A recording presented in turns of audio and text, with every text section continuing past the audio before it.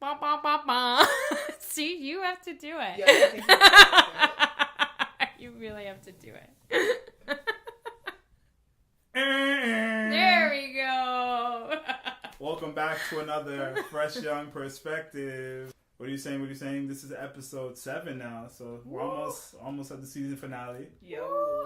We don't have any ideas for what that episode's gonna look like yet, but Hey, guaranteed it's we gonna have be great big. large ideas. Yes. They're gonna be We have awesome. some exciting things in the work. Yes, cooking up things in the pot and then the pot. but today Yes. we're gonna be talking about the mixtape.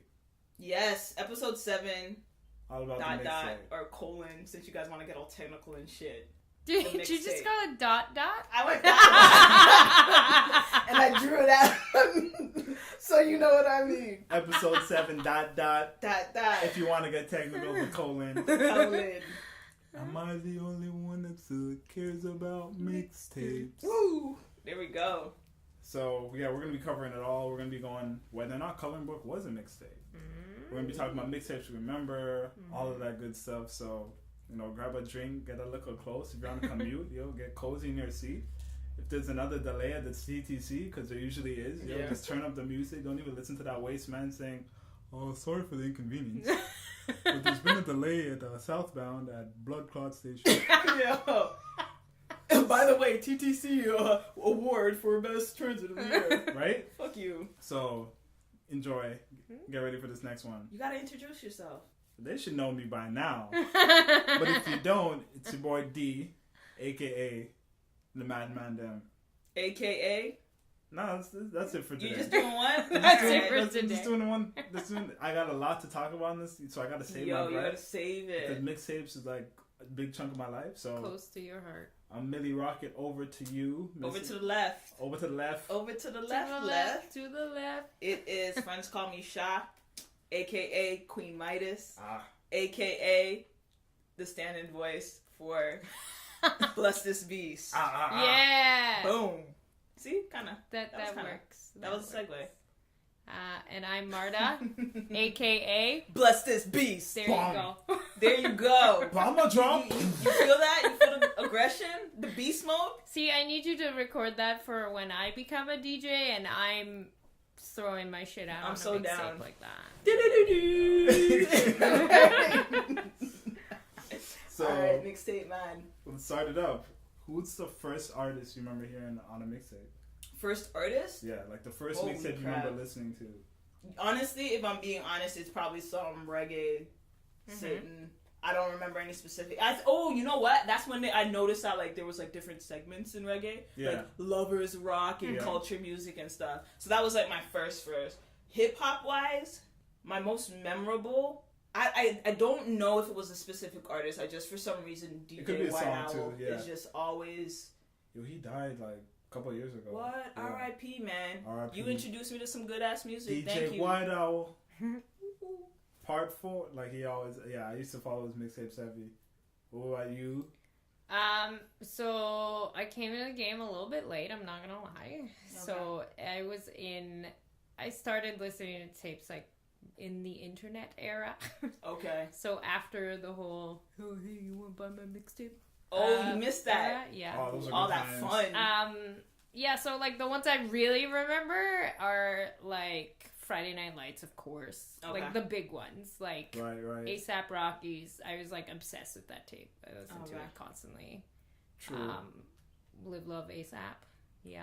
And then I remember the funny ones, like I think it was I Came From Nothing 2, the Young Thug mixtape. That like I was like, oh my god, who is this guy? And I love him. Okay. Did you hear that voice crack? When And I love And him. I love him.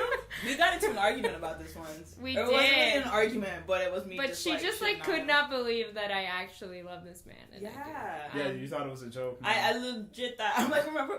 Now my favorite question is this satire? Is So, yeah. that a real thing? Yeah, is this a real thing? It's fucking But- science, bro. But yeah, that mixtape had a great song called, I think it was called Pikachu. And I was like, Okay. what are you? Why? What? Who are you? Like, this is crazy. Fun man. Thugger. Alright. Yes. I'm trying to think, maybe like the first artist that I heard off a mixtape. I don't know, it's hard, right? Because you're right, it's probably some like reggae or dancehall who like the first like mixtape I heard. But yeah, I remember mixtapes were big. I used to go to New York with my fam to visit fam, and then that's where I'd always come back with like a stack of tapes. Legit. And I'm talking like the classic mixtape where some dude burned it. Yes. Got the black Sharpie, wrote what the tape is, put it in a thing, and then printed out the cover and slid the cover in. So you try to like read what was on the cover and you're like, yo, track 6 is fire. I don't know who the hell that is though.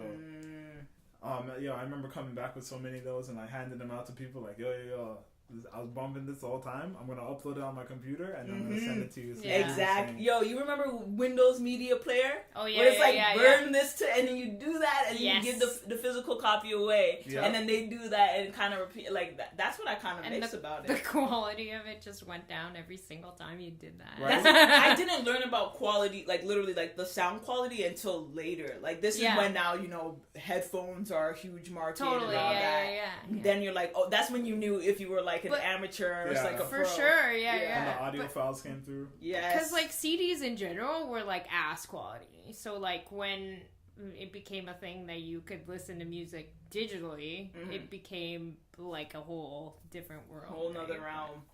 Brum. But like back to your mixtapes and stuff. Now that you say that, I do remember. I remember this distinctively. Just the Wiz Khalifa mixtape. Like literally, I remember like how it was written and like scrolled on. Which tape it was? I don't even remember because it wasn't on. Like this is when the most important information was missing. Yeah. But you knew who it was. I remember just Wiz Khalifa being written on it in permanent marker. It was just no sleeve or nothing. I was given. Someone's just like, yo, listen to this. Here's a disc. Yeah. Yo, listen to this. I pop it. I'm like, look at him, Wiz Khalifa. I've never heard of that. Yeah. Right. Put it in, jamming the whole car ride. Right. Yeah. And that moment was just beautiful. But yeah, like Jamaican mixtapes are different.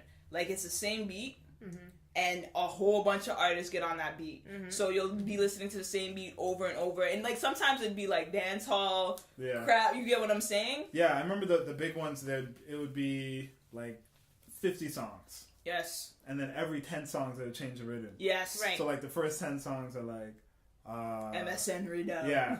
Yo, I swear to God. Ding, ding, ding, ding, ding. Some of your biggest songs are already songs where I'm like, no, I heard a better version than this. And just because it wasn't a commercial hit. So I remember having like a Busy Signal songs on the MSN rhythm. Step out to them, black. Jesus, like, yo, some hot shit. You don't understand what y'all are missing, but this is, I'm like, yo, mixtapes?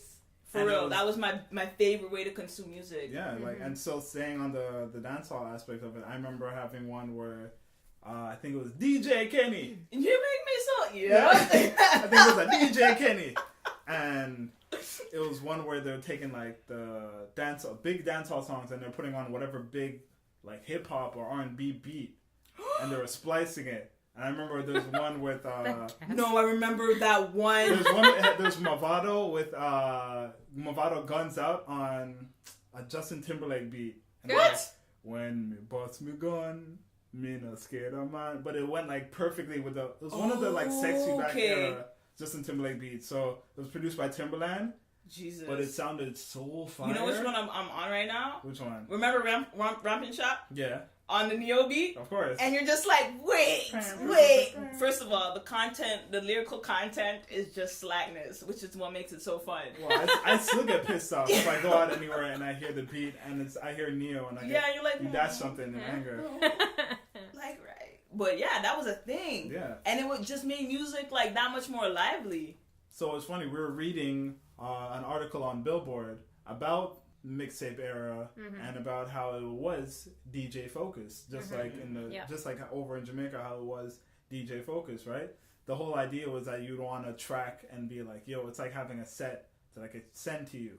Like I cultivated and I found all these rare songs. And I have it. And that's why I'm yelling all over the damn track to make sure that no one else would steal it. Because it's like somebody, in a sense, they're copywriting, it's in quotations in case you didn't know, their music. Like, yo, so you know somebody already picked the hottest stuff. And exactly. you know the DJ, you trust the DJ. Yeah. So you're like, yo, if he's saying these are the top 50 hottest tracks out there right now. Right, yeah. I need to listen. If DJ Whiteout's like, all right, these are going to be the big songs for the summer. You're like, well, shit. All right, I got to listen to DJ Whiteout, what he said. Legit. And on the flip side, going back to Jamaica and everything, that would be like having dub plates, right? Like if Queen Midas had a big tune right now, and it was killing all the sound waves, and wherever you played it, people just stop what they're doing and they're singing it.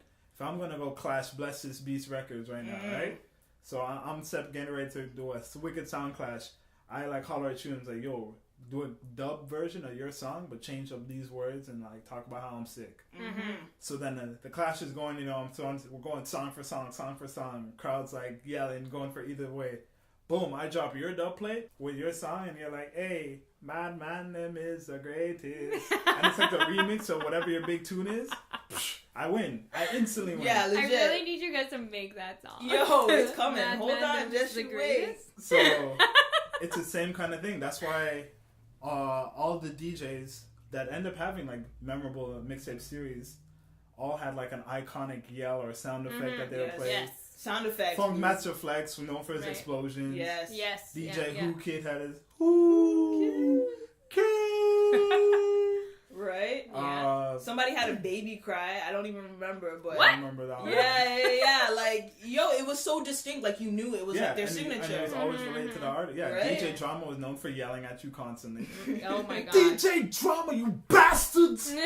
Drama claws in the bed. He had like 96 nicknames. By Yo, like his that's where I got the mixtape. whole AKA. Right? This, AKA that. That's right. And That's right. then Yeah. you had like cool ass DJs like DJ Clue, Desert Storm, with another one. Mix another one. Like what other like memorable mixtape calls do you remember, like, or DJs names that you remember at least? I'm trying to remember, like, I'm thinking more like sound. Yeah. So I'm thinking like, the do-do-do-do, Yeah. right? The rewind, Yeah, pull yeah. up. Like, that had to be been a DJ that Oh, for sounds, sure. you Yeah, get what yeah, I'm saying? And that to me is just crazy, because it's like, yo, how you know who it is by just that little by just thing. that sound You know effect. exactly what you're on. Yeah. And And that's that's something crazy. that's stuck around, right? Yeah. Like, Yeah. current DJs still do the same Even thing. rappers do it. Oh, for right? sure, Like yeah. Lil Wayne with his lighting his spliff. Like that is, you know who's on the track before Yeah. you know who's on the track. Yeah. Like everybody has their little call, like Big Sean, you know. And remember when J. Cole made like a song where he's like, "Oh, I need a dab," Yeah. right? Oh, yeah. He's like, Yeah. bitch. So it's a thing that has stuck around. Yeah, like producers now do it a lot, but like if they were Yes. still like DJing, like Yeah. if Mike Will had a DJ series, and it'd be like Mike Will made it, Yeah. and he'd be like, yo, Mike Will in the building. I don't know what he sounds like, but I imagine Yeah. he sounds a little goofy. Mike Will, yo, Mike Will made it productions. Yeah. So like I remember that just being like a part of your vocab, right? Like, 'cause you're constantly, this is how you consumed music, right? You consumed music through the mixtape, so you heard those calls like instantly. Totally. You could do it in your sleep. I remember being at Wonderland and we're waiting in line, and when you got to the top of the roller coaster, right before it went over the hump, someone would yell out, "Whoo!" No, are you serious? Yeah, I was. If you remember that was me. That was me. one of those people. Damn, no, I was like holding on for dear life. I'm not trying to hear that shit. Yeah. Like, come on. Because it's you least expect it, right? You're like, oh Right. shit, I'm about to lie. Let me pray to the Lord. Yo. And all you hear is, "Ooh, You need an explosion or something. Right? Like, Yeah. So, going on to this topic, following this Billboard article, there's a nice line by South P where he breaks down like what a mixtape was in the hip hop era at that time. So he breaks it down as a mixtape at its core is rapping over other artists' beats that's already out and known, right? And it's a free project. You don't charge for it. Why? Because it's not original music. It's just me rhyming over someone else's beat. right. So an example of that, Wu-Tang Clan on their Iron Flag album, Y'all Been Warned. Wu-Tang, nigga, that's what's up. Right? That dropped in like 2001. Yeah. Bam, on the Guess Who's Back mixtape, 50 Cent and crew, G-Unit. G-Unit, nigga, that's what's up. G-Unit, G-Unit, G-Unit, on the exact same beat. And then that's what it was. You just take the beats, flip it, and then put your own spin on that. And then that's kind of what the mixtape flavor, how we know it was. Yeah. Like, I used to be so excited, like, when you hear, like, so, and I'm thinking right now of Lil Wayne. Yeah. And, like, yo, you'd be like, oh my god, these were the hottest beats of the year. And then I can't wait to hear his take on it, exactly. legit. And he would do some just interesting, sick shit. And you're like, yo, Yeah. sometimes I like this better than the fucking original. For sure, yeah. You know? His version of, and he was so good that Master. he didn't have to just necessarily be a hip-hop beat. No. Upgrade You. Dude, Irreplaceable. Sorry for the Wait 2 was over Adele's beat. Like, who does this shit? Yeah. I love that song. Like, yo, not many people can do that. But to me, I'm like, yo. Something You Forgot. What the fuck? Like, all kinds of big tunes on not necessarily hip-hop beats, but like, he was like, if it was a fire beat, yes, you're getting it on the next Lil Wayne mixtape. Yes. So following that same idea, right? The idea that you're not really paying for mixtapes because they're not for sale. Why? Because it's just like a thing, right? It's not original. I'm just kind of doing this on your beat, and I'm just kind of having fun and putting it together, and then boom, it's out. But if you think about all the physical mixtapes that you bought, yes. So we'll start there. Like, what do you have any physical? Do you still have any? Do I still have any? Yeah. You know, honestly, probably somewhere in my basement you'll find a shitload. Yeah. But I remember specifically for me, like, I would get it, listen to, like, you'd keep it for, like, the car or something, right? Yeah. And then when everything was going to MP3s, you'd upload it to your computer. But I remember, like, the favorite part for me was passing it on. Yeah. Right? Like, yo, you gotta check this shit out. Like, here, check this out. And then that would be a thing. And then, obviously, like, burning your own music where you become, in a sense, the DJ. Totally, you know? Yeah. It kind of morphed into that. But, yeah, and I remember, like, yo, you're always paying for mixtapes, like, $5. Yeah. Maybe 10 at the max.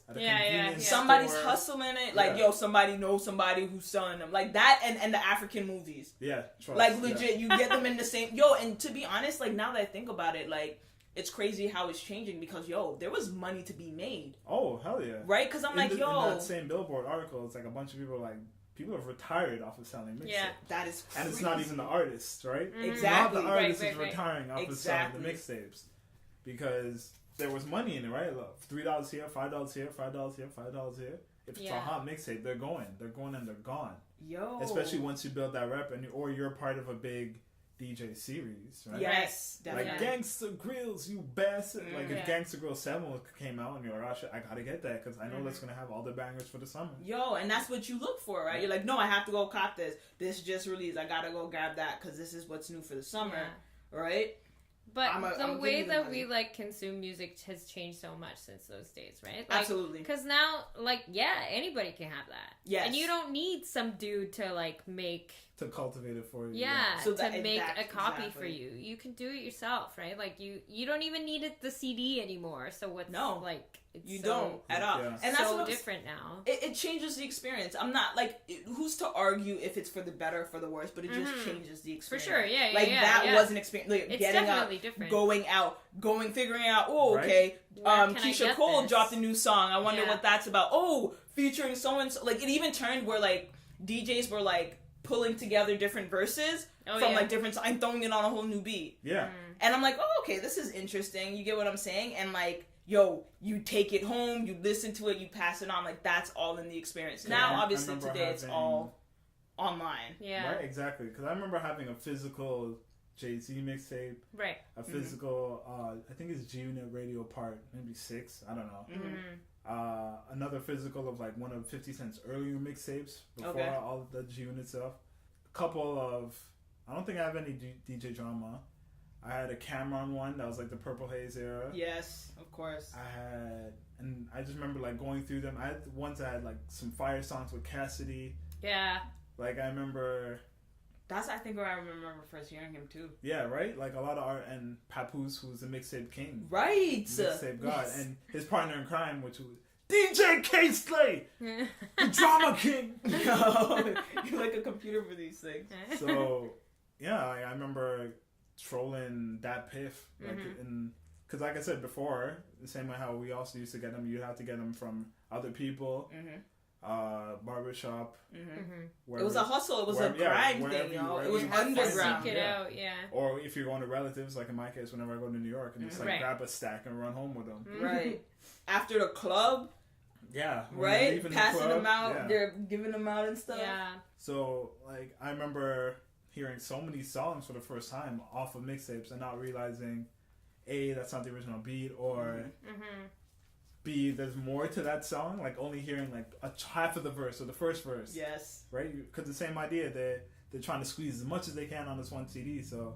Totally. But they also want the hottest part of the song. Yeah, exactly. Right? They're going to hook you with the most fire part. So I remember hearing, the first time I heard of Exhibit C, the J Electronica track, it wasn't J Electronica on it. I heard Exhibit F, and it was Nori.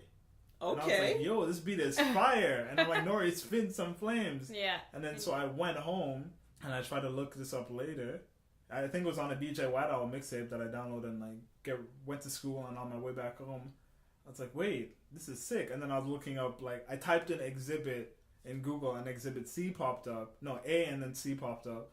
And I was like, wait, is this a series? Yeah. And then I was like, oh no, it's from this guy, J Electronica. And then that's how I found Exhibit C, the original. Okay. But so, and even Jay-Z, when he was dropping the album that went with the movie. Oh, the American Gangster. Thank you. His title track not the title track, the Blue Magic. Oh, yeah, with yeah. Pharrell. I first heard that on a DJ White Owl mixtape. Yeah. Like, there's so many songs that, even if you go on my iPod right now, I still have the mixtape version. Right. Because I can't find the original sometimes. Yeah. I remember, and it would mix, like, hip-hop and R&B. Yeah. I remember, like, Let Me Love You was on a mixtape, and I was For like, sure. oh my God. And then that Chris Brown song, Poppin'. No. It was the first slow one. I can't remember the name, is escaping me right now, but I remember hearing a snippet on a mixtape. And like the next year that song blew up. It was ridiculous. Right? And that's the thing, like you're like, wait, I know the first chunk of this Yeah, song. yeah. Because The first 15 seconds. I know the first chunk of this song. That was me with so many Lil Wayne songs. Say Goodbye. That is it. Yes. The right time to say goodbye. And then like they cut it there, and it'd be Yeah. a next song, and you'd be like, wait. I remember. Rewind. So case in point, I remember hearing Lil Wayne's "A Milli," only the first verse. Yes. On a mixtape, and knowing that first verse like the back of my hand, and then when the full song came out, first verse I knew, but way when everyone's like, "How the fuck do you know the song already?" Yeah. And I'm just spitting every line. Legit. Nigerian, like just going in, and then it's changed to the second verse. I'm like, "What? Shh, this is new to me too." Shh. And I'm leaning in, trying to hear it, trying to take it in. But it's funny, like it's right. Our way of digesting music is different now because now we're not using DJs and mixtape series like Gangsta Grills. Yeah. DJ White Owl dropped that. Desert Storm, DJ Clue. Yeah, there's the Junior Radio series. Yeah. More series that I can't remember. Yeah. There were so many. Everything but I that get Don you. Cannon did, like Canon. We're not using those series as ways to find our music, right? These guys aren't cultivating things for us anymore. Right. And that's kind of like how the mixtape started, right? It was Right. they were going out seeking these fire songs. Well, because in a sense, like, we don't need that anymore, right? Because you've got the blogs now, right? You've got Twitter. There's so many different ways of discovering this stuff that you don't need those people anymore to, like, put it all together for you. Because, I mean, there's still people doing that, but it's in a different format. And Yeah, it's in a different it went from, like, mixtapes to like blog sites. Totally, yeah. That's how I got into the stuff, right? Through blogs. I guess it's like Twitter, Social SoundCloud. media. Yeah. SoundCloud is like the new mixtape. Like, yeah, but you still have like Dat Piff and all that. Yeah, like Twitter, SoundCloud, like, and big people that you look up to and look forward to drop like playlists. Yes. Right? Yeah. Right. Like Spotify's like really Spotify pushing that right now. Yeah. Curated, and I see so many people rely on that. Right. Like even tons, like podcasts, where I'm like, wait, you're downloading podcasts just for the movies? You're like, yeah, I like an hour, like when they are playing like volleyball or something. I like an hour of like playing, and basically what these are like electronic type songs mixed with like pop songs and shit. Yeah. So just like to keep the energy high. People like party music. Like, yo, you don't even have to curate your own shit. Yeah. You literally go into mood and you can find your entire like next 12 songs. Yeah. Like, that's crazy to me. So but my favorite DJs. thing used to be to just like go on SoundCloud, like play a song, and then you know how it does that thing where it will like play the next related song, and I would like do that forever, and if I didn't like something, I'd skip it. Okay. And I've discovered like so many songs through that way too, right? Okay. Like just let SoundCloud do its thing, right? It would just play something after the song you're listening to. You're gonna have to remind me, but which song was it that blew up? Because I think it was a Kanye song. It was No, it was something that played after Panda. Right, it was something that played that but was like the I can't follow-up. remember what song that was. So many people listened to it was Panda. So many people listened to Panda, and because SoundCloud does that thing where it's like, let's play the next song. Yeah. That next song got like so many plays because people listened to Panda that many times. Yeah, Jeez. and then it would just bleed into the next song, so everybody would hear this other song. That's kind of how the originals work as well, right? Like an original mixtape. Like, okay, Totally. here's this hot fire song. What's next? Mm-hmm. Yeah, And now your ear's already there, and you're listening, and you're digesting, and you're taking it in. Like you would start with something you knew, but then it would take you somewhere else. So that brings us to kind of the change that happened in music. Because you brought up the Wiz Khalifa mixtape, right? So, yes, iconic cover, iconic mixtape. Like people call that a classic. Yeah. And in the same Billboard article we were reading, DJ Drama was saying the same thing. Where as you went from mixtapes no longer needing a DJ, and now people were just dropping projects that they put together and calling them mixtapes, and they were now original content. Right. Unlike the original definition, which was I'm rapping over someone's beat. Yeah. Right. Like that kind of changed the whole definition of what people now think of as a mixtape. Yeah. People now think of it as a mixtape as like an extended like an EP, right? Like Okay, so hold on, let's back this up. Rewind. So at the beginning of his article, basically they are going through a raid, right? Yep. Somebody sniffs that, like, okay, people are retiring off of this shit, and our artists aren't getting paid. And he was the biggest. This is piracy. Him and Don Cannon were the biggest DJs at that time. So I think the raid was in 2007. They kicked in the door, waving the 4-4. Took away like 80,000 CDs. Took away all of his recording equipment. Took away all the computers he was using. Yeah. Okay, 80,000 CDs. That's not like a collection. Like that is what you doing with 80,000 CDs. Well, when that's what and there you go.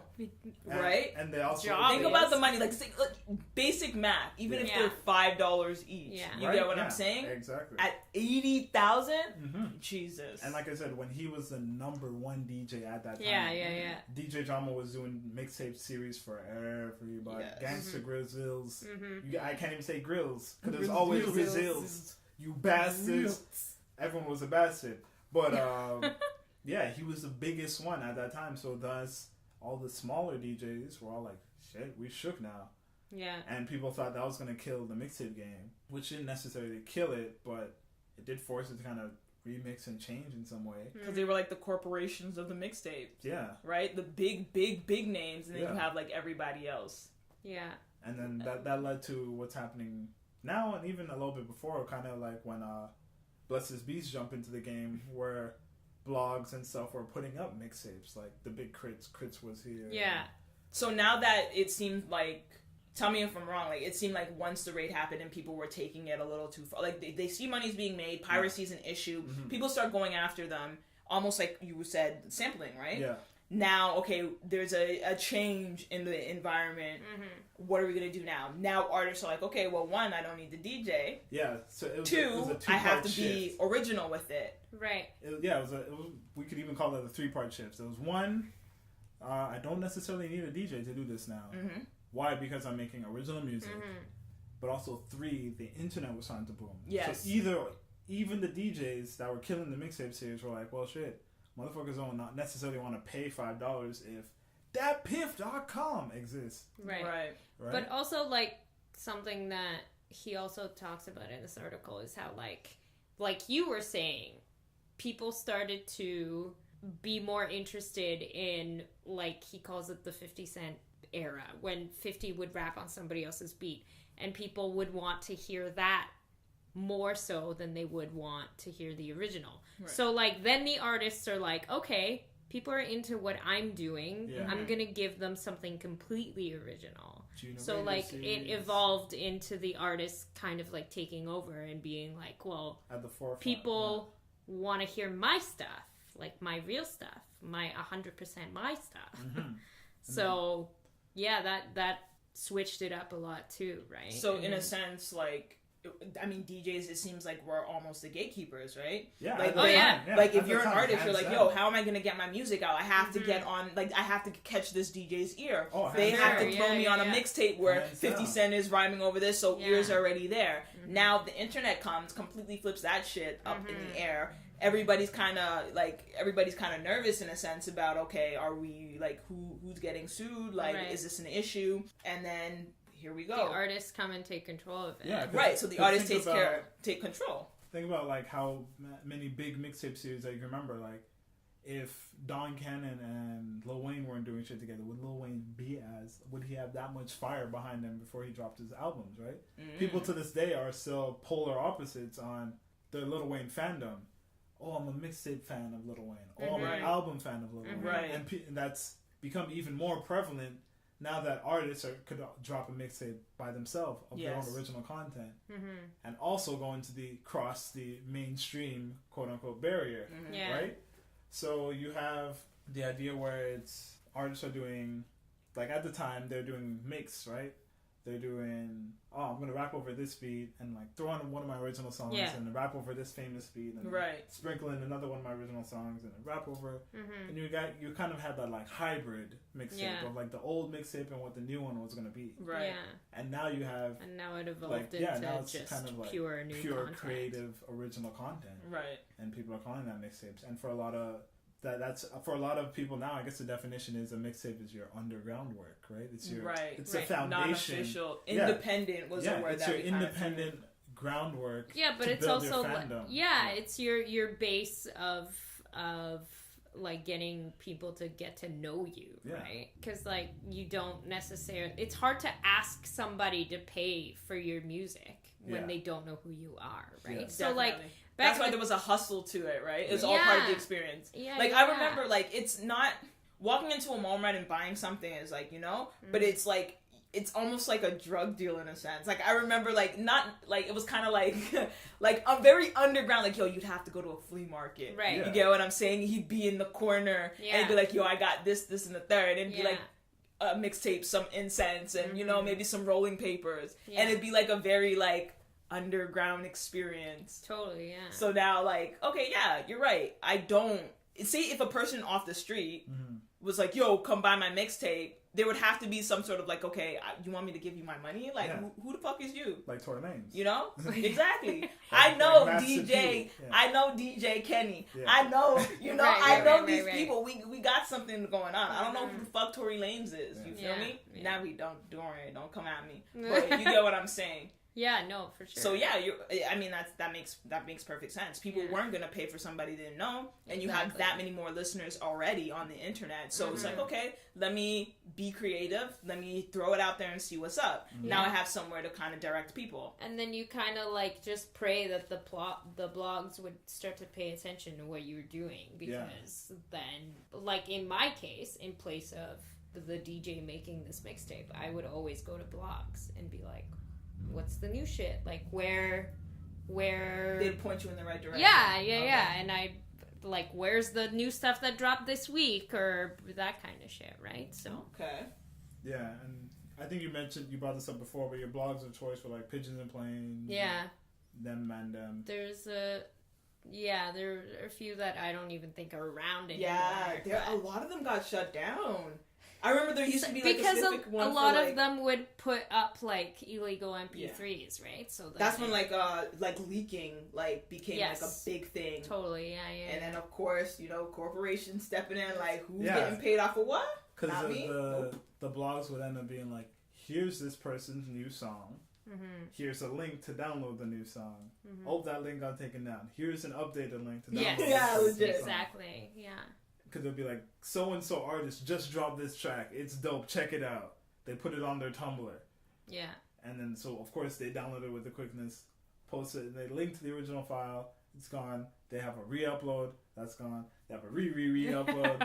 So, yeah, you're right. They used to be the distributors of the music. Totally, yeah. In the same way that our DAT Piffs were. So, going back to our conversation before, we'll take Wiz Khalifa as our example. Wiz Khalifa, he drops Flight School, right? Flight School does very well on that Piff. Everyone's like, oh shit, who's this Wiz Khalifa guy? This is dope. More people are listening to him. Then he drops Cushion Orange Juice, where everyone remembers where they were and what they were doing when that album, when that tape came out, and what orange juice tasted like, and the first thing they were doing, and you know what I mean, the songs that they liked, and whatever. That song drops, that tape drops, goes gangbusters on that Piff. I think it came out like that Piff had like exclusives to it or something. Yeah, so, now they do, right? So it was just like a big event leading up to it, and once it dropped, that Piff crashed like 17 times. Yeah. So going from that to where he is now, like now he's at the point where all right, I'm gonna ask you to give me money behind my actual album. Yeah. Because I created my fandom that way. And if you think about all the artists you love now, they all did the same thing. For sure. Because it makes sense, because these are people who they knew people were out, like, consuming the music. Okay, so you got the mixtape for free. Yeah. If I can go out to, say, LA and play a show, who's going to show up? And then these are the same people who are like, yo, they're selling out show. They're making a living off of music, and they're not signed. They're not, you get what I'm saying? Yeah. Free music, and you're making a living off of it. 10 days. Acid rap. Legit. Yeah, that was huge. And, like, even, like, Drake made so much money off his first mixtape, right? Bragged that, like $2 million off a mixtape. Somebody bragged that in a song. Well, he said that he got rich off a mixtape. Yeah, him too. And same with Nicki Minaj, like she blew up because of a mixtape, right? Like legit. So. Basically all your favorite rappers are. Yeah, we were going through a list. I was just like, yo, these are mixtapes. Yeah, Big Crit, Danny Brown, all these people dropped foundational. So Triple X. Oh my god! I remember listening to that and being like, what the fuck is this? Yeah. Play it again. Yeah. Like legit, like whoa. And just like the speed, it's like I think legit. I was just fucking around on that Piff. Let's see what's popping. Hearing this shit. Okay. Gotta get this. Yeah. What I always liked too about mixtapes is because they were like they still kept that essence of this is a non-promotional, this is not an official project, this is me kind of fucking around. Yeah. So a lot of the album covers reflected that. Yeah. So totally. They'd either be like hand drawn or very bad poor Photoshop. Like shitty really bad Photoshop. Like third grade art, right? Like a lot of them were super memorable. Like Cushion OJ was just taking Wiz Khalifa's head and putting it on. I can't remember the original artist, but it was like an old artist album cover and just pasting his head on. But I feel like there was a shift in that too, where like people they started taking were like, wait, because not only do we have to put more quality into the actual music that we're putting out. But we also have to make this like kind of a real project. Because like I remember the cover for A$AP Rocky's Live Love ASAP, and like people were like obsessed with it. They would like print it on shirts and stuff, and they were like people with like fucking towels on it, and like with it on them, and like these were like cool things. Yeah, they were like unofficial merch, right? Like exactly, and like Danny Brown's Triple X too was like that cover is like so iconic, right? These are memorable. These are really dope shit, reminiscent of that like era. Wale's. Wale's were. I didn't even. Why did I think these were official? Like, no, they are all fucking mixtapes, and I'm just like, Jesus. Yeah. Currency, the unofficial mixtape god. For sure, yeah. Right, Currency and it's like, yo, you get to the this creativity. day so well, yeah. Because it's like, yo, it's not an official release. I can do whatever the fuck I want on this. Cushion orange juice. Yeah. And that was the thing. That was the foundational aspect. So right now we're going through a list of, I think this is Pitchfork's 50 best rap mixtapes of, I guess, the millennium. And DJ Green Lantern, I forgot about him. He had some fire. Yes. He had some fire one. I remember, speaking of, I think I had a Papoose featuring Mobb Deep, DJ Green on the DJ Green Lantern mixtape, and it was sick.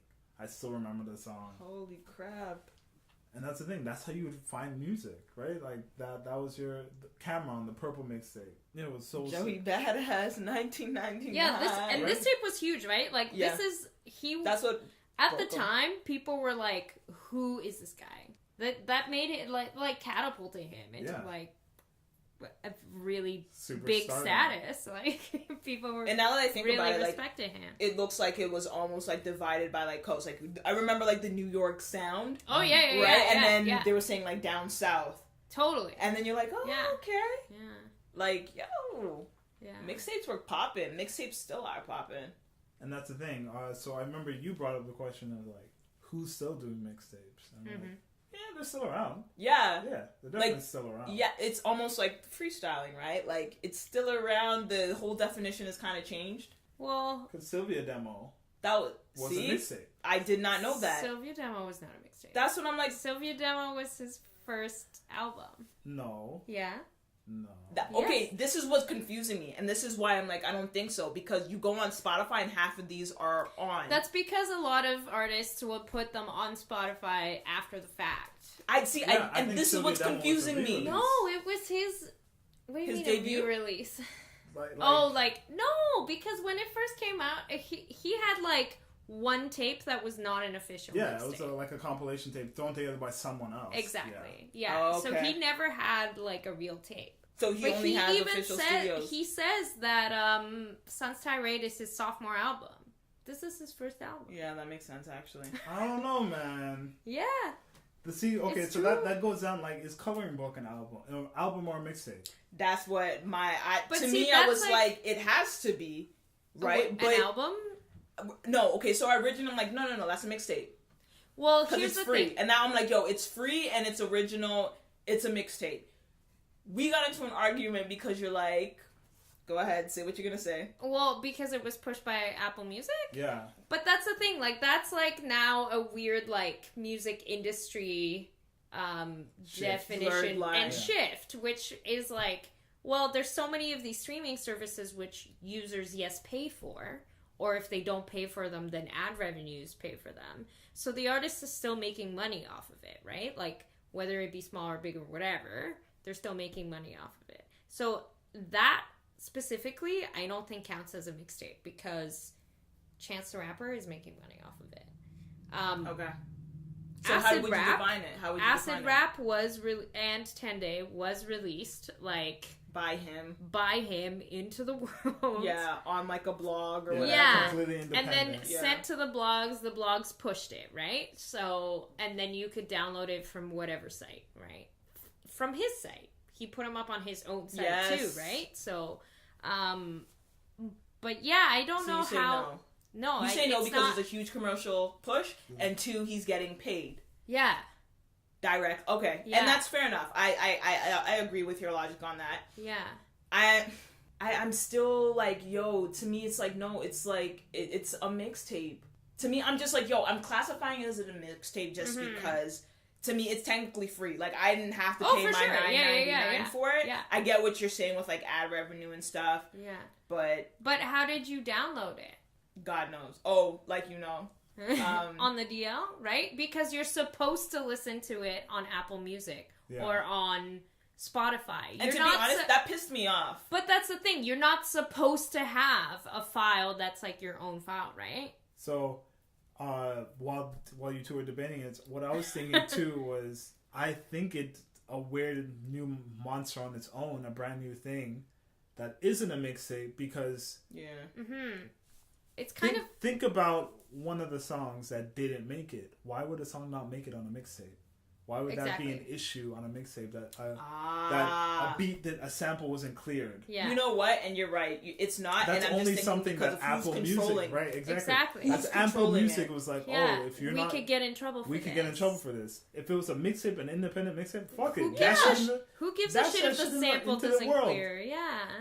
Okay. Right? Yeah. So that's why I think it now skirts the line and becomes its own new... So it's not... That's why... It's a streamable... For sure, yeah. I don't know if you want to... It's no longer a mixtape. It's not really an album. It's a streamable. But even back in the day, like, it was possible to release albums if you were an independent artist, right? Like, you would have to do all that yourself. You would have to press them. You would have to push them out, whatever. You would have to promote them yourself. But you still could do it, release them independently. Like, people did that. That's why, like, people nowadays have this debate about Chance the Rapper all the time, is that he's, like, claims that he's independent. He's, like... But he has major push. Yeah, but he's not really independent. No. Because Apple has been pushing him from the very beginning, really. And he does have so much commercial, not only backing, but so much power. And the companies know that, right? Like, they're not going to be like, oh, blah, blah, blah. We're going to push you outright and, like, talk about how you're sponsored by Apple Music, because they know that will hurt him. Yeah. And they know that will mean that listeners will be like, oh, what do you mean you're sponsored by Apple Music? Like, you're supposed to be independent. This is, like, the thing that you're pushing. So, like, that's why a lot of people have a problem with him and with the way that he, like, I'm gonna say shits on record companies and artists that are, you know, not independent. Because he's gonna claim that Apple's not really a record company. Yeah. They are. It is. Yeah, it but technically isn't. Exactly, but it serves the They're same putting fucking the money purpose. in their pocket. They're doing all the pushing. They're doing all the ads. Totally. They're doing what a record label does. Yeah. Right? They're just not technically a record label. That's why I'm saying I kind of miss the mixtape days, because it was like a slow burn, right? Like, it would have to get passed on through so many hands, and then like basically by the time it hits radio, people who like the music already, people in hip hop, we already knew it. That's how you knew the real fans from, like, you know, the new fans. And that used to be like a divider, like, oh, you a new fan. And then it'd be like, I can't remember which artist is like, yo, I dropped the song yesterday. How the fuck all y'all know the words? You feel me? And it was like, yo, that's exciting. Totally. And now that, in a sense, I mean, Coloring Book isn't a mixtape. No. And Acid Rap was for sure a mixtape as well. Okay. But like, you almost broke my heart there. But going back like to Apple? the idea of, was like, that you? going back to the idea of like re-releasing mixtapes as albums, Drake, who's, I want to say, probably his best work, So Far Gone. So Far Gone was a mixtape, and then it was re-released as an album. Yes. So the mixtape cover is all black. With like the white font and the uniqueness, and then the album version. Oh, Houston, Atlanta, Vegas. The album version's all white. Yeah. And it's black, but the same font. Right. And unique artness. But they take away some songs, they add some songs, because they take away some songs. Why? Because now that it's an album, I can't use that beat. Can't use that beat. Can't have this. Let me fill in other songs that are originals. So that's. I don't know. I swear Sylvia Demo was a mixtape. Yo, you still on that? Case in point, what's another one? I think Migos did one that they kind of re-released, and a big one is The Weeknd. Right? Yeah. He mixed all three of them to the trilogy. And like when he's like, yo, people, I remember he's seeing a tweet, he's like, yo, that song is 4 years old. And I was just like, what? And like people, like middle class America is just catching on. Oh, for sure. You feel me? But I remember like being a little bit pissed that everyone was mad. That, cause like I knew those mixtapes like from House of Balloon days, right? Like I was super excited when Thursday dropped and everybody like lost their minds, right? Iconic covers too. For sure, yeah. And then I was like, really, bitch? Like you're gonna just fucking put this on a thing and then make me pay for it? I'm not gonna pay for that. Like, oh no, what? I gave no fucks towards that. There's no way. I'm like, that's for y'all. That ain't for me. But like, people still like pushed it and like really loved it and totally bought this thing. Yeah, right? that makes sense though. That was it was kind of genius in the end. Yeah, in a sense, when you think about like even him and Drake, like that makes a lot of sense. You get what I'm saying? Like imagine if next year, I mean, well, kind of the time has passed. If Chance re-releases Acid Rap, you don't think that would be like #1? To sell it? But here's my, because when did Drake re-release So Far Gone? Was it it wasn't the first thing he put out, was it? Because for The Weeknd it was. He literally put out these 3 mixtapes and was like, oh, I'm gonna put out an album. And it was those 3 mixtapes. That was his first thing that he put out after those tapes. Yeah, but wasn't that him just like, I'm assuming he was kind of just trying to line his pockets for his next release. Well, I assume so too, but when you're like listening to stuff and you're like, ooh, this is a mixtape, I'm really excited for the album now.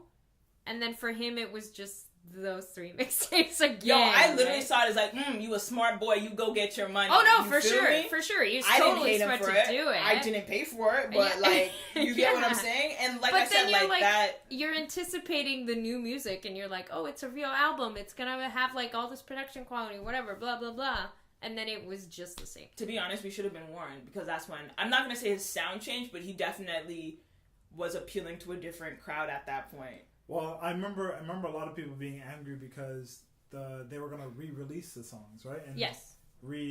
Go back in the studio and like polish remaster them up. it. And Yeah. Files or what I was looking for. Yeah, so they're gonna go in the studio, polish them up, and remaster them, and they do sound different compared to the like scratchy mix originals. Yeah. But like that's what you like. That's what everyone fell in love with. That was kind of the whole point. And I remember he tapes. tweeted like, "Oh, I'm never gonna like do that," and I think that's also why people were mad.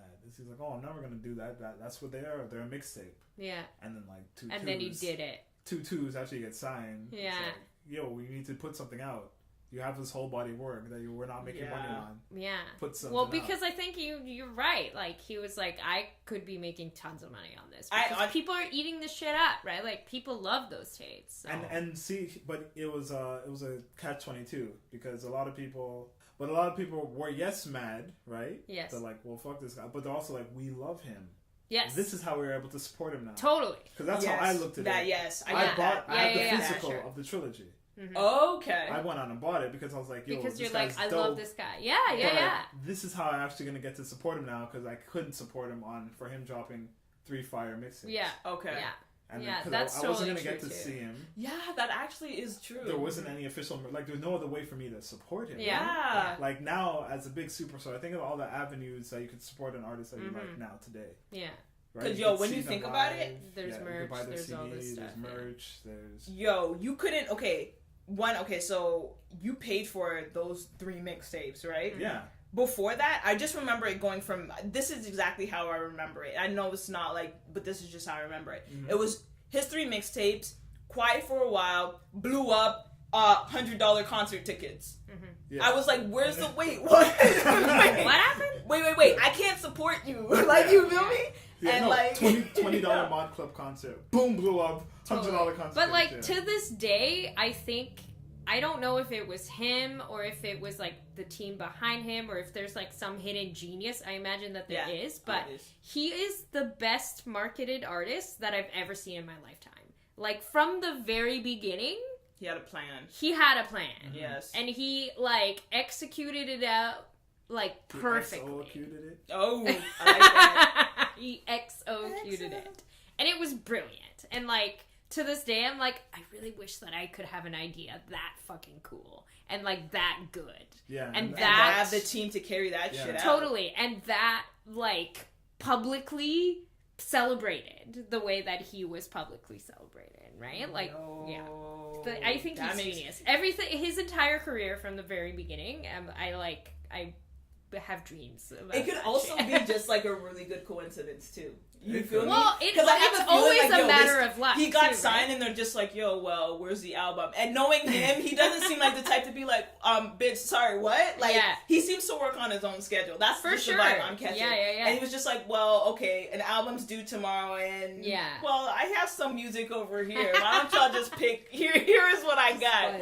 Y'all can release that. Totally, Because, before moving on, going back to that, think about, I guess, how he got his first feet wet in music, right? When he was The Noise. Mm-hmm. And that he was going on his more, like, pop shit. Okay. And not record labels, but, like, him and producers were working, and they wanted to push him and cater him and lock him into this one specific sound. Mm-hmm. Right. And then he kind of, whatever happened with The Noise, I don't remember the intricate details, but there's a fraction there, and... He left that poppy noise and went into the weekend that we the dark weekend that we go, and the one who's hiding his face and he's lurking in the streets, and then funny enough evolved into a massive fucking pop star. It comes back a pop, like legit. I'm like, wait, what the fuck? On that note, you go. Everyone should, once you finish this episode, type in Google "I Feel It Coming" 80s remix. That's a fucking jam, fam. You're welcome. Yeah, that shit was so good. Yo, legit. Also, I did a quick 1-2 Google, and So Far Gone, the mixtape, came out February 14th, 2009, because he would make it Valentine's Day. Yeah. Yo, it was a girl's mixtape. The So Far Gone, I was corrected. It wasn't an album. It was the EP. Okay, yeah. Came out September 15th. Sorry, what's the difference? 2009. Oh, okay. It's like technical terms, aren't they? Well, it's like an album is like longer. It's like more of a put together thing. Blah blah blah. Is an EP like a demo? It's an extended play. So it's longer than a demo, but not a full featured album. But it could still be qualified for things. It's something in between a demo and an album, and it can still be bought in stores. Oh, so it's sellable. Yeah. Okay, so, fair enough. Yeah. Still sellable. It won Rap Recording of the Year in 2010. I don't even know what that is. Oh, okay. Yeah, with So Far Gone. won with the Junos. See, what kind of push did he have to even make something like that happen? So that he was thinking, right? He's like, I can't. He's like, I have something here with So Far Gone, the mixtape. Mm-hmm. I have to find a way to make it profitable. Make this noticed by the powers that be in Canada, which are the Junos. So, but it came out as a mixtape, and then it came out as an EP directly afterwards. Yeah. Okay, so there wasn't another album in between or whatever. Okay. Not that I'm willing to look up. So it's too much Drake. So it's pretty much exactly the same. Drakey Drake. But even like Big Sean, like how he had the Finally Famous mixtape series, which I thought was his album. His debut album was called Finally Famous. Mm-hmm. Yeah, it's kind of only related in name because his mixtape series was more like a classic mixtape where he's rapping over other people's beats and would sprinkle in like a few original tracks, but for the most part it was like, oh, that's a sick beat, I'm gonna rap on it, like Gucci's Lemonade. Totally. Everybody. Yeah, we're still scrolling through this list. Yeah, looking at like the distinctness of the cover art again. I remember for all of the Papoose mixtapes were like hand drawn, and I sort of like the same guy. And then for a while, whoever that guy was, he was drawing everybody's mixtapes. He was drawing Cassidy's mixtapes. He was drawing Busta Rhymes mixtapes. Like he was drawing for everybody. Whoever that guy was getting paid. Yeah, but realistically, do you even think it was much? I don't think it was, because it seemed like because it was a free thing and people weren't taking it as serious. Yeah. That was kind of just like, yo, I'll give you $5 if you do this. Yeah. You get what I'm saying? Yeah, I mean maybe. And then but then you have people who are like overly dedicated. Like there was quality put into that. Yes. Like, yeah. Crit. And it was the same idea, like how Crit was here, like towards the latter end, not the latter phase of internet era, but mixtapes are so valuable without DJs era, where you started to get people really putting out good work, like as we mentioned, the Danny Browns, the Big Seans, yes. Kendrick Lamar, the Big Crits, yes, the J. Coles, the Chant. Right. I mean, some people would say Future, the Chance, Future, Migos Future was big, yeah. You get what I'm saying? These are all the ASAPs, like they're all like, I mean. And we were talking basically how it's mixtapes are specifically hip hop. Like no other genre does the mixtape. So why do you think that?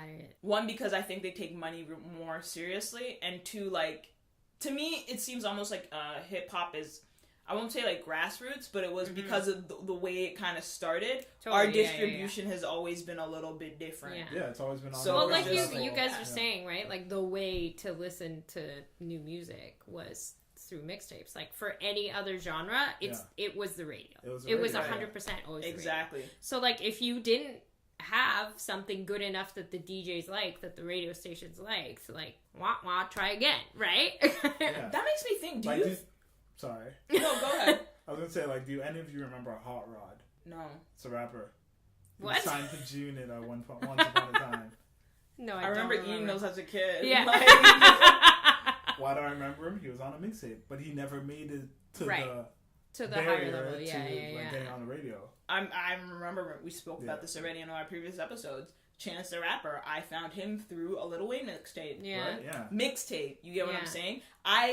I was thinking, I was like, wait, a thought kind of crossed my mind. Do you think that maybe album sales were maybe part of the reason why they were going down is because people were more, like, the mixtapes were where the quality material was? Like, I feel like I haven't, like, okay, I'm gonna go for Lil Wayne specifically. Mm-hmm. His albums, I don't really fuck with. Mm-hmm. His mixtapes, those are the ones that I'm watching, I'm waiting, you get what I'm saying? And I have a feeling like that's like a lot of other artists.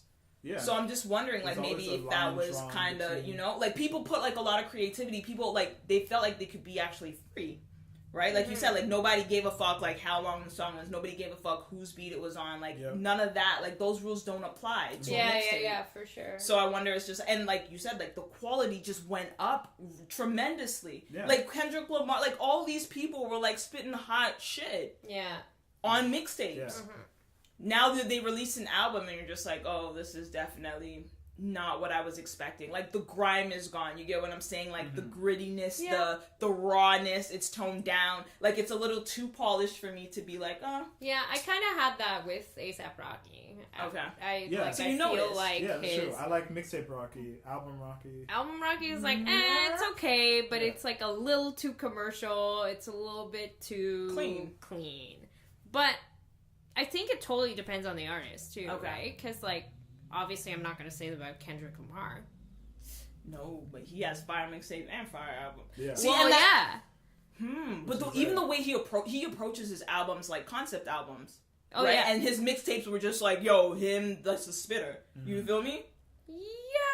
I mean, I think there was still, like, it was more broad, but it was still conceptual. Like, now, because it's like a full project from start to finish, whatever, then I think that he, like, puts all that thought and that, like, artistic process into it. But, like, I don't know. I think if you listen to Overly Dedicated, it's still, like, it's still a story from beginning to end, Okay. right? But it might not be as obvious. It might not be as polished in its writing, I guess. Like, sorry, I'm going back to Chance the Rapper, like acid rap sure. compared to Coloring Book, where there was a story about, like, you knew the story, he pushed the story. But going back 10 Day, 10 Day is for sure a concept album. Most definitely. It's like 100% about his experience in one. I got suspended. Yeah. I got suspended. Yeah. Yeah. So, I mean, I think it depends. Yeah, it depends on what kind of work they put into it. And, like, I think you can see where they kind of stand as artists. Like, For okay, sure. this is how I think. And I like to approach my music this way. And some artists treat it as, like, more of a compilation or, like, just like, here's, get your feet wet in my stuff and I'll give you something good later. Right. But, you know. Yeah, some people drop mixtapes at the quality and caliber of an album. For right? sure. And Like, Friday Night Lights, that could have been an album. Yeah, easily. legit. I saw this pop up on Twitter, I think yesterday, and they're mentioning, I only remember 2 out of the 3 right now, but it was like tapes that should have been albums. One was Friday Night Lights. Yes. The second, Detroit by Big Sean. Yeah. I was just about to bring that Should up. have been an album. 'cause You it's were telling me how it better was than fire. it's better than Hall of Fame, easy. Better than I decided. Better than I decided, yeah. For sure. And it was like, that was for free. That was just... But yeah, like, I remember the first time I saw J. Cole, like, his first show that he did here, he sold out the Sound Academy. The only thing that he had out was Friday Night Lights and his tapes before that, Fucking right? fire. Like, Friday Yeah, Night Simba. Lights was the latest one. So, and then he sold out this giant fucking venue, right? Yeah. So, yeah. And, like, we couldn't get tickets to it. We bought them from Scalper. Scalpers? They were, like, $29 tickets that we bought for $100. Right? Jesus Like, Christ. for real. It was crazy. Holy, but there you go. Yeah. That's what the mixtape meant to hip hop, right? That was Right? the easiest way for you to reach your fan base, Yeah. get people dedicated, And then and you then they become support huge. you at the show. Yeah. So give them the free music; they'll support me in other ways. Exactly. Chance legit has taken that strategy and just like, yo, Yeah. nobody can complain no more. You guys have the blueprint. Right. Like, this is exactly how to do it. He brags about in another song how he made he made millions off of just his hat. Yeah, Mm-hmm. off of Oh, yeah. You get what I'm saying? Yeah. Like, people are seeing, people are connecting. Mm-hmm. Bam. Like, whew. Sorry, I remember loving acid rap. I was just like, oh my god, I can't wait. And then he went church on me, and I still loved it, but I was just like, wait, are we done with drugs? Wait, what? No more acid? What's fine? But even thinking to acid rap in the cover, think about how Right. Yeah. I So- still want a poster of that. So I listened to acid. I found acid rap late. I found Chance Rapper late, but I remember seeing that cover when it was big when it came out. Everybody and their mama had it, whether it was their Facebook cover, Yes. whether it was their Facebook, whether it was on Twitter. It was always somewhere. I remember everywhere. seeing it everywhere and being like, "This is cool." And, like, you would see kids in, like, tie-dye shirts, and Yes. immediately you'd be like, that's a Chance the Rapper. Yes. Yeah. I remember You know. somebody like posted out like a meme or whatever on. They're like, oh, like this kid listens to acid rap once, and now his entire he's in a tie dye outfit. Yeah. So Yeah. yeah, so it's crazy the reach, like just how it's all connected to an artist. And maybe do you think maybe that's what kind of determines how well you're gonna break or not? Is it more like you gotta have quality, but you also gotta have a marketing plan? This is true. Well, yeah, if you think about all the artists that we mentioned, they've all had solid foundations built with their mixtapes, right? The Come Up, the Warm Up, Friday Night Lights, J. Cole, Yes. Superstardom into eventual albums, right? Right. Overly Dedicated into Section 80 into Superstardom, Yes. right? 10 Days, Yes. to Acid Rap. Yes. Just Acid Rap alone. Think of the gap between Acid He Rap and gained Coloring so many fans with that album. Yo, So because many. dude, I mean, nobody. I've never heard some shit like this in my life, and I'm like, I remember just going, what the fuck is this? Yeah. And like that is that's the feeling I'm looking for when I'm listening to music. Danny Brown, I had the exact same reaction. I was like, what so new. the fuck is this? Yeah. And like one, their voices are distinct. Two, the cover, I'm just like, what is this? Yeah. Yeah, totally. Okay, play it. Yeah. What the fuck is he saying? Play it again. Yeah. I didn't catch that line, and then all of a sudden, you've listened to it 15 times. Yeah. You're telling your friends about it. Yeah. You're seeing everybody's reaction to it. For sure, yeah. Because if you think about it, there were 3 years between acid rap and coloring book. You can tell. You can definitely tell. But like, think about that, the strength of just acid rap to coloring book. Like before coloring book even came out. Oh, sorry. I thought you were talking about 10 days to acid rap. It was a year. But like, acid rap to coloring book was a 3-year gap. Yeah. And he was touring everywhere. He was touring like crazy. Where did you see him when he first came? When acid rap dropped? What venue? I saw him at the Hoxton the very first time. Second time. R.I.P. Hoxton. Sound Academy. Okay. Say. Was it? Where was the last time we saw Chance the Rapper? At Echo Beach. Yeah. 50,000. I'll say a little less. 2 nights Not back to 50,000. back. Yeah, but you get what I'm saying. Say even if it's 20,000 each night, that's 40,000 people. The ACC is not even 50,000. What are they? What's their thing? I don't know. Like a shitload of people. Okay, 30. y'all get what I'm saying. A shitload. But either way, yeah. That's off of. This is free fucking music. Yeah. But free either way, music. yeah, it was 2 nights back to back. Like right. Chance. The next time he comes, he's going to the ACC. Like what do you remember that first show? Was it rammed? Oh yeah. Yeah. Yeah. That first show was crazy. And people knew the songs already. People were there. Yeah. Because they it was knew like connected. I'm gonna say that it was just after acid rap dropped. It was like so he booked that show off for 10 days. Yeah, like he was on a tour with somebody else at the time, and he just made a random stop in Toronto. Okay. He like it. I forget whose tour it was, but he was on the tour with somebody else, and they were like not even coming to Toronto. So he was like, "I'm gonna book a show in Toronto on the day that's like a free day from this tour." It was awesome. See, he was like a total baby and really small, and like did a lot of drugs before that show, and then like Could left. you tell? Oh yeah, you could tell. He like left for a bit. And then, like, his manager is, like, who I, like, still recognize because he's, like, in all his videos and, like, all over him. But, like, he left for a while and was, like, clearly, like, panicking a little bit. And then Chance came back and he was, like, barely awake and barely standing. I was like, this kid is... He was, like, I don't know, maybe 19 at the time. Oh, man. And he was, like... You think he remembers that? Good old Chancellor. Because I remember you guys saying something similar about Isaiah, like, yo, his first couple shows, you could definitely tell the growth. Well, his first show, he was on point, but he was just super nervous and super shy. Totally, yeah. He was wearing a long, like, you know where you're wearing a long sleeve sweater and the sweater's, like, dangling over your hands? He clearly just, like, it was such a foreign world to him. He wasn't expecting, like, the crowd to show him that much love. Mm-hmm. And he was just like, yo, you got... And that was at Tattoo, and he was like, yo... And Tattoo was a very small, like, intimate stage. Yeah. Oh, I missed that place, too. It was so good. You could always get front row there. Always. Yeah. But, he was just there, like, leaning over the stage, like, I'm so glad you guys are that. I'm so glad that you're here. Mm-hmm. Man, Toronto shows love. It's my first time in Canada, and Toronto showed me love. Yeah. And then the second show, he just got way too drunk. And then we found out later that, he was going through some shit. Yeah. Okay. And then where we see him now. Like, you get what I'm saying? Yeah. It's always growing, always. For sure, yeah. Oof. Off of the strength of his album, mixtapes, his demo. Mix album. Look it up. Tape. I'm telling you, it's the same way that, like, I think it was like a digital album, so it never got released on physical copies. But in the same way that Section 80 was released. Yeah. For money, but digitally. See, and this is what they're keeps saying it's an EP.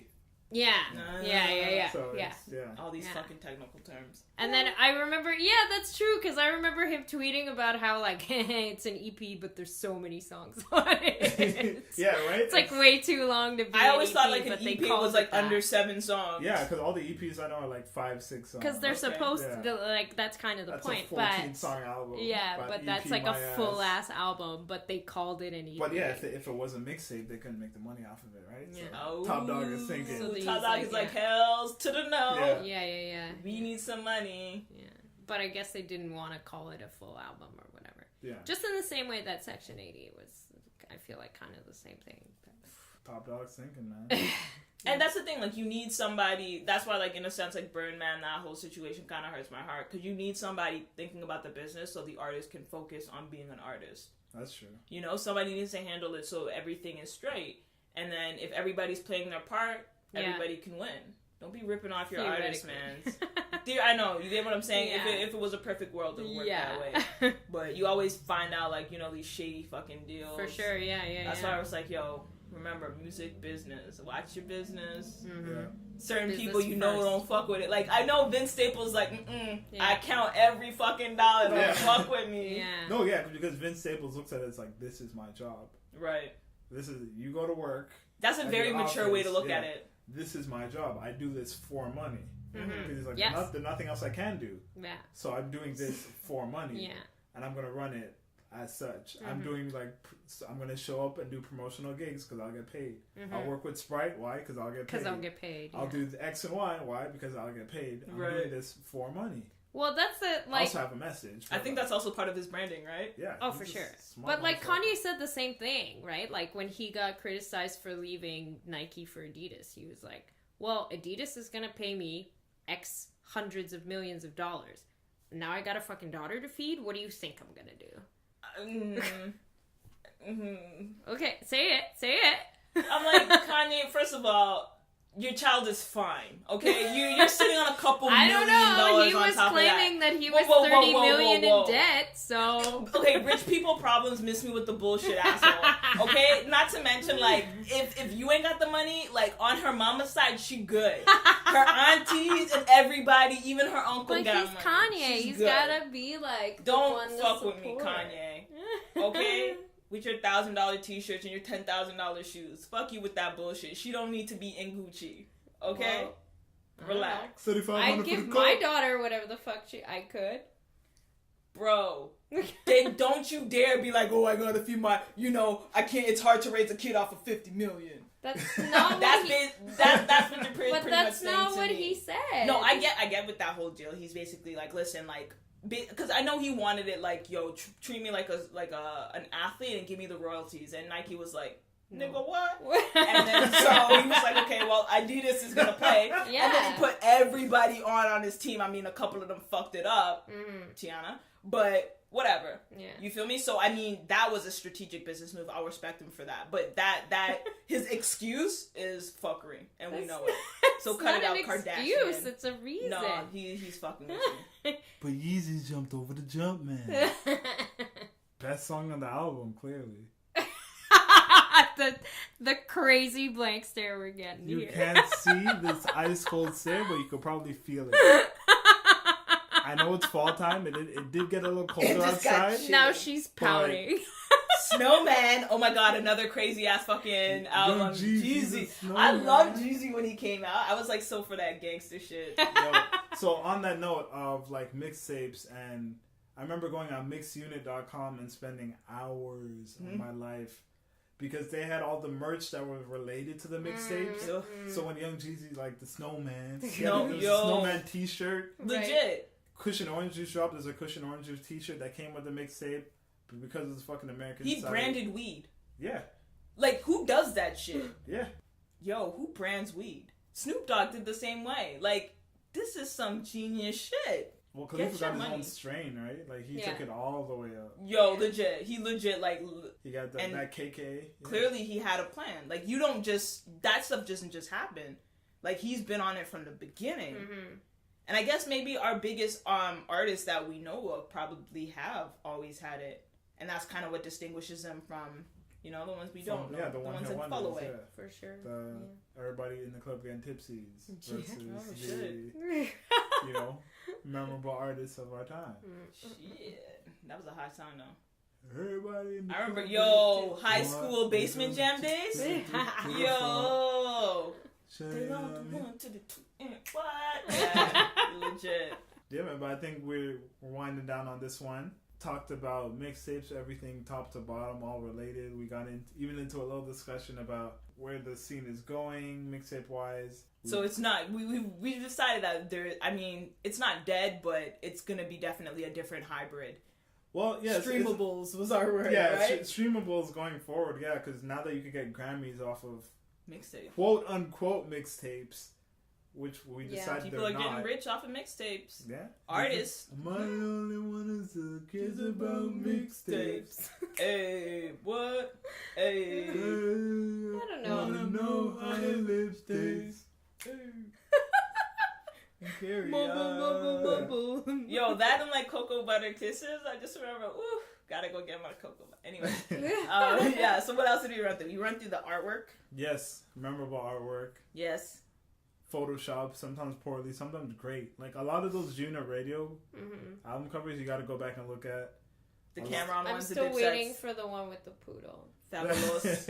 Yo, it's coming. Somebody's gonna do a shitty Photoshop. Yeah, all of the fabulous ones. The Apollo series, the Death Comes in Threes. Yes. All the ones he did with DJ Drama. Yeah, wait, Fabulous is like a mixtape king too. Yep. Now that I think about it, hold up. Yeah, some fire ass shit. And you actually, I actually like his albums too. Fabulous, no, because I'm like, yo, Fabulous always has like the slow jam crooners on his albums, and that's where he gets, you know, that's very good I can't remember, businessman. I can't remember which album was on. I think it was his first one, or maybe his second one. But he has a track called "I Miss My Love," where he does some sick storytelling on it. It's like a mob like mafia storytelling thing, and then at the end, like his girl is the one betraying him, and he has to like kill her. It's really good storytelling. What kind of tragedy did you just tell me? Right? It's like it's a whole mob movie in like 3 minutes. Yes. On like a slick, smooth ass beat. Alright. But anyway, yeah. So like I said, we covered all that mixtape goodness. When you listen to this, let us know what mixtapes you liked, what memorable ones you have, anything we missed out in the conversation, where you think this whole scene's going, because like mixtapes aren't going anywhere. People are going to still be using them as their foundation, right? To build as their first bricks laying down in the artistry scene. Right. The mixtape is never going to die. It's just going to change. It's just evolving. Yes, that's evolving the word. From the beginning. Yeah, and now it's changing into a way which depends on how you swing it. You can get paid for it. You don't have to kind of skirt the line and be an EP anymore. No, there's definitely different ways to gain revenue as an artist if you're smart. So think about your business, and you know everything is branding. Yep. Everything is planned out. Do you guys have any like favorite mixtapes that you can recall off the top of your head? Like one of my favorites is like Dedication, Lil Wayne, and like No Ceilings. I just remember playing that back to back to back to back to back to back to back, and telling everybody I knew about that mixtape. So for me, it would be like I said, Detroit is up there, Big Sean, Wiz Khalifa, Cushion Oranges, of course, but also Burn After Rolling. Because that one he went kind of like the old school mixtape style, and he was rapping on other people's beats. Okay. And he was having fun with it. Anything Currency ever did, because he's like Currency the king of has mixtapes. a lot of good ones. Let's see, the one where he did with the Alchemist, that was a fire mixtape. Okay. You're naming too many. Yeah, legit. You asked. Yo, these are the ones on the top of his head. You spit. I would say. Now you made me forget. So pass it on to you. Do you have a good one? What's the one that like Odd Future made with different beats that they rapped on? Oh, that's the one I'm thinking of. The Odd Future tape. I think it was just called the Was Old that tape. Is that what it was? I gotta go check out their old there was one in Odd Future Tape 2. I remember I really liked the second one a lot. Okay.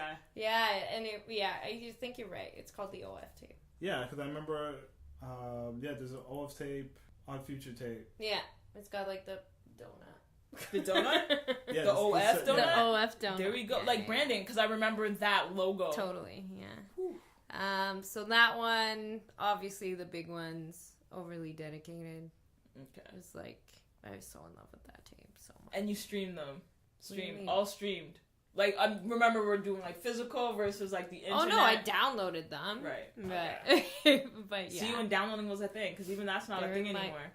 Not really. Yo, no. Rogers has been killing. Really. Rogers will hit you with that email saying, yo, we know that you're doing some illegal shit. Please stop. That's so funny, because I've heard like other people say that. I've never had that happen to me. I've gotten so many of them. No joke. But like, I still buy my albums off iTunes, so yes, I'm like, so do I. But I'm like the only person that does that anymore because everybody's on Spotify and all that shit. So Spotify's the shit, and I'm not Spotify's shouting about it great. until they send me a check. So you're just gonna bleep that in post. Yeah. So with that, Spotify pay up. Hit us up and let us know at Fresh Young P on Twitter. Young is in Young Tree. YONGE. YONGE. Let us know what you thought, your thoughts on mixtapes, where the scene's going in that sense. Your favorite mixtapes, favorite mixtape series. Follow us on Instagram. We might post some of our favorite mixtape covers. Yes, definitely coming soon. Yep. And of course, like, share. Find us on YouTube as well. Ooh, I just thought of a really good one. That we Say it forgot. before we cut it out. Freddie Gibbs, Babyface Killer. Okay. I thought about it. But you said I was saying too much. So. Wait, was that the one that you told me? And I'm like, yo, why do I feel like I was just selling drugs on the corner? Yeah. Yeah. We played like the first 5 songs for you, That's and you're the like, one. why do I feel like I have to wipe the cocaine out of my Yo, mouth? legit. It was, that was intense. And that's what I love. I love, like, yo, when somebody's like, yo, psst, check this shit I out. can't even remember how I discovered it. It must have been a blog. Yeah, But I can't even It wasn't remember a that. DJ. And it was so good. But funny enough, you said that was a mixtape with a DJ. Oh, was it? Yeah. I Babyface Killer has feel it. like probably yes. Okay, fair enough. I feel. But I don't think of it as that, right? Like, Yeah. It's I swear it was drama. it might have been drama. I yeah. wouldn't be surprised. Like, who Yeah. else is killing it like him? And, like, he knows how to craft it. Like, he knows how to go about it. Like, that seems like his lane. Mm-hmm. Well, yeah, that's what he does. Yeah, I was right. It was the first installment of the Gangsta Grills. Yeah. DJ Drama. So with full circle, we brought it back with Gangsta Grizzles, you bastards. That's been another Fresh Young Perspective, you bastards. Yeah. And we out. Peace.